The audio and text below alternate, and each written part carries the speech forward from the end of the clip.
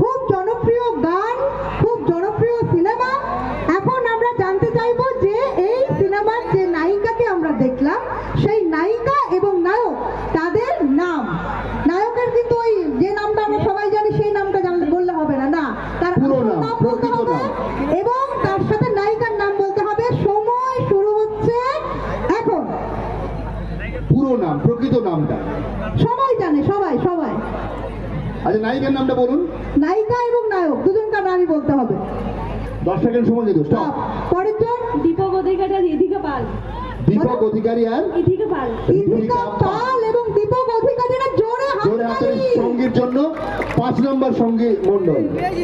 ও bonus পেল 5, সঙ্গী ইধিকা পাল bonus এবং পেল দীপক 5। অধিকারী। এবার তোমার সরাসরি প্রশ্ন, ঠিক করে তুলে নাও। সঙ্গীর সরাসরি প্রশ্ন। কিন্তু ও কিন্তু এগিয়ে আছে 15 নম্বর পেয়ে।